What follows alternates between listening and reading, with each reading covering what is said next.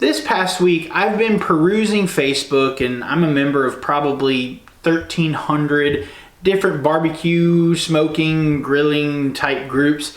And I noticed that there's a lot of beginners out there, and it kind of got me thinking, you know, they're asking what is time and temperature for this, or how do you do this? What's the best way for temperature control? All these kind of things. What's the best meat to cook? So today, I'm gonna do something, just a beginner's course on cooking on the Kamado grill. We'll be using our Primo today, and we'll be cooking this beautiful whole young chicken, and we're gonna make it look and taste delicious. Let's get started.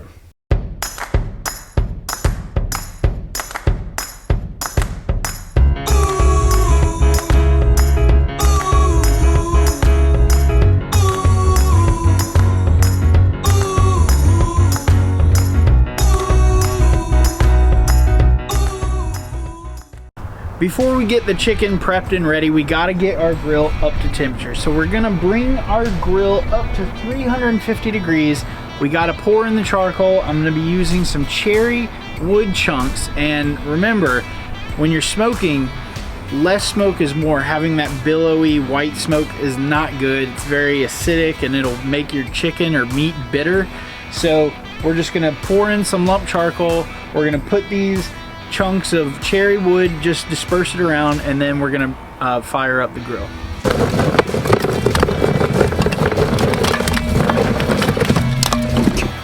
Sometimes in your charcoal bag you don't quite know what you're getting, you get a whole log. So we're gonna break this up and put it in on top. So we've got our bowl, and it's here, take a look in, you'll see it's about 3/4 of the way full. And this is some of the chunks of that beast log that we had in there. And now I'm just gonna place these throughout the bowl so that it kind of gets a even burn and even smoke throughout the cook. Now, it's hard to say how long something's gonna take to cook. Sometimes it's less time, sometimes it's more time. We're gonna kind of allot maybe about 2 hours for this cook, but it could finish a little earlier. It may take a little longer. We'll find out. One of our first things that we're gonna have to do is open up our bottom draft door all the way. We want good airflow to go in as we're bringing this grill up to temperature.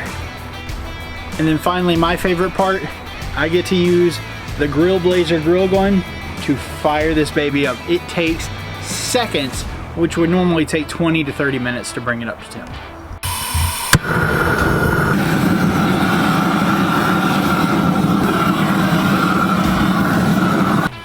Now you can see there's a lot of smoke coming out. This is good.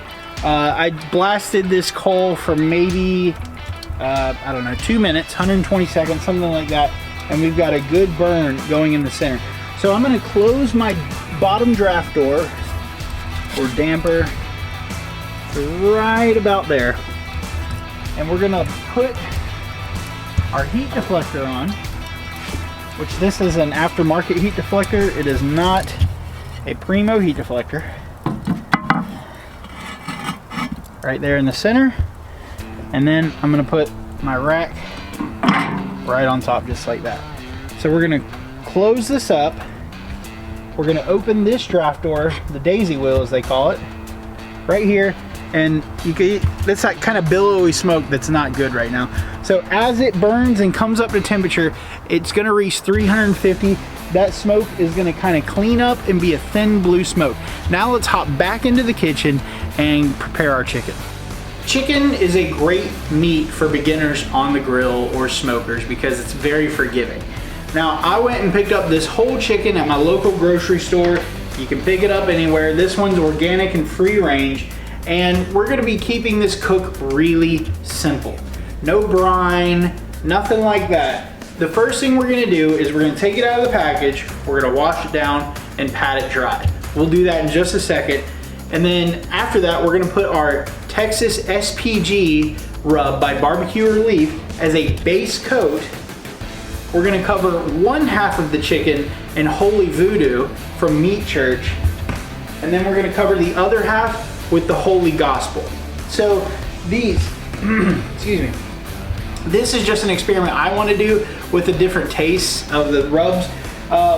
We're also going to do one more thing, is we're going to do what's called spatchcocking the chicken, which means we're going to cut the spine out and we're going to lay it flat on the grill. What that does is give us a real even cook for our chicken.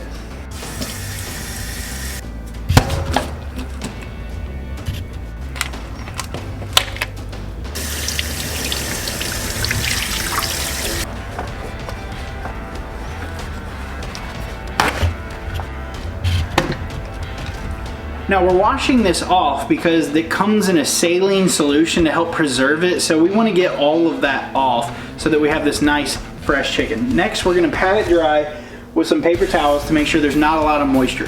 What this is going to do is help give you some crispy skin on this chicken and have a beautiful color to it as well.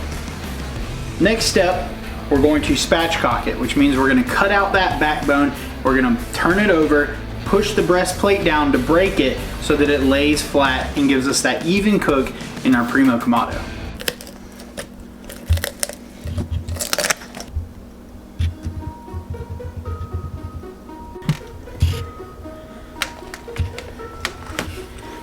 Okay.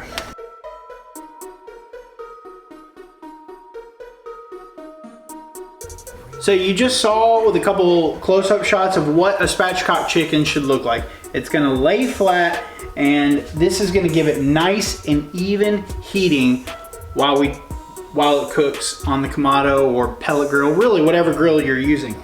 A lot of people do this on turkeys at Thanksgiving as well. Next thing we're gonna do is add our base rub of the Texas SPG.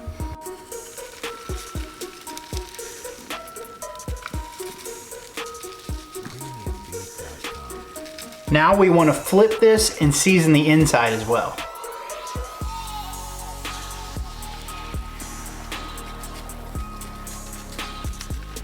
Next, we're going to do my experiment for this video just for flavor's sake, and I believe Meat Church just makes some of the best rubs out on the market. But this voodoo on chicken, you'll see a lot of people in the Meat Church group or anything else talk about putting this on wings. So we're just going to cover one whole side of the chicken with it and see how it tastes.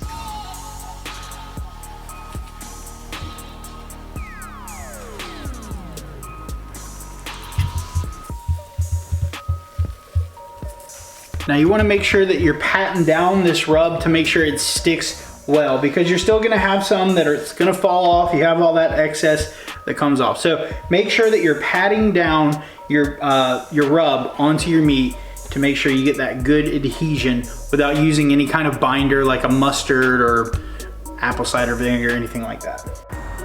Temperature control on a Kamado can be done several ways. By the two dampers, adjusting them, the wider you have it open, the hotter it's gonna get. The lower you have it open, or the more you have it closed, the lower your temperature is gonna be, which in barbecue, 225 always seems to be the magic number. There's no reason that it needs to be. You can cook at any temperature you want. You can also have temperature control systems that help maintain that temperature for hours and hours and gives you longevity with your lump charcoal as well. But we're just using our dampers today. We have them open, the grill is almost to temp, and then we're gonna put our chicken on. We had to wait an extra 10 minutes or so for the temperature to come up, so it took about 20 to 25 minutes while we were prepping the chicken to get this up to temperature. But now it's sitting right at 350, and we're gonna put this chicken on and let it sit. Now, if you're looking, you're not cooking. So we are not gonna open this up till about 45 minutes into the cook and see where the temperature is internally on the breasts and on the thighs.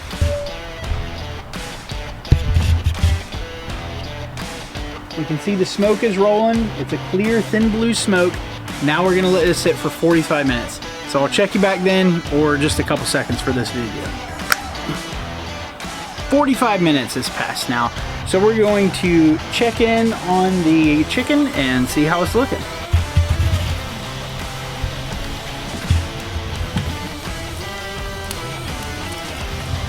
This baby is looking beautiful.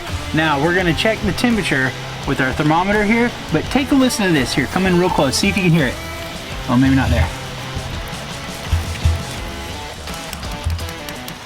That chicken skin is getting nice and crispy. So now we're going to take a look and see what the temperature is on this chicken.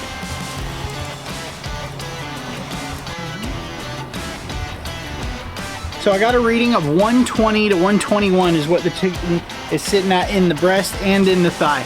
So we're gonna close this lid back and we're gonna let it sit for probably another 45-ish minutes. I'll come back and check on it again. Been another 45 minutes, so we're about an hour and a half into the cook now. Let's take a look and see, come closer. Now just get a close-up of how beautiful that skin looks. How, you could probably hear that if you don't hear the jet, how crispy that skin is. We're gonna pop in our meat thermometer here. Usually I have an instant read, but it is in my car, which is not here right now. And we're gonna stick it into the breast, which is the deepest part.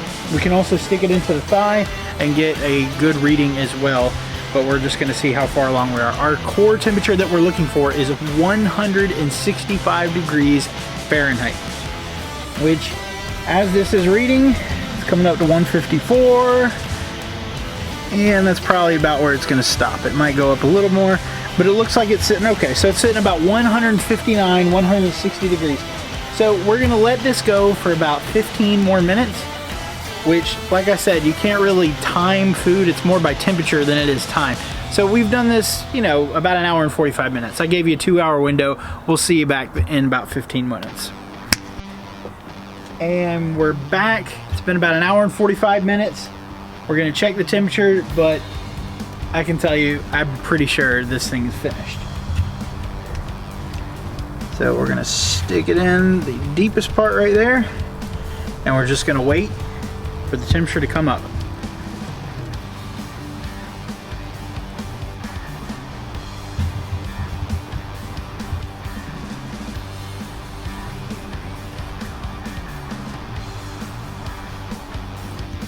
Cooking chicken couldn't be simpler, because all we did was bring our grill up to 350 degrees.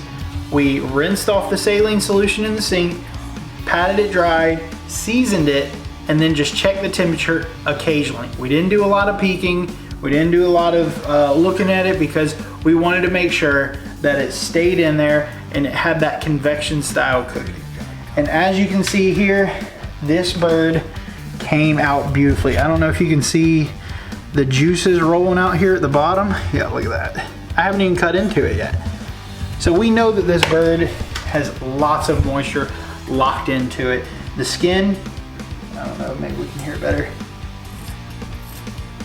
has a nice crispy sound to it. I can't wait to dive into this. We just gotta let it rest a few more minutes, and then I'm gonna slice right into the chicken breast on each side and get a good flavoring. So I went ahead and broke down the chicken just so we kind of have the breastplate here left. So we have the thighs over here, the wings over here. We're gonna slice off a piece here and see how this delicious, beautiful, and moist bird is gonna taste.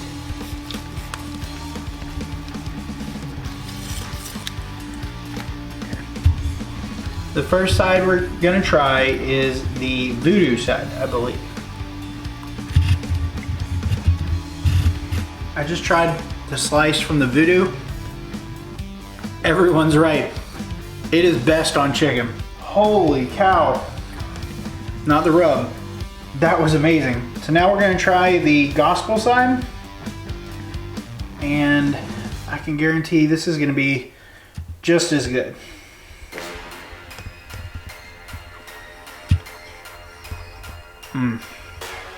And that is it.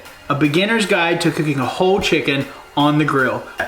It's really, really simple. Now, if you learned something today, make sure you share this video and show others how easy it is to become a barbecue pitmaster in your own backyard. You can be a grillionaire, the king of the cul-de-sac, queen of the cul-de-sac when it comes to Q.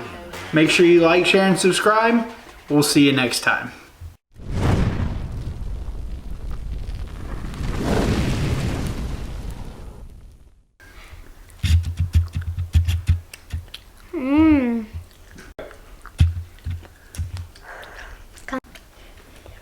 One more. Is it good? Do y'all like it? Yes. What was your favorite part? It tastes good. Tastes good. Tastes good.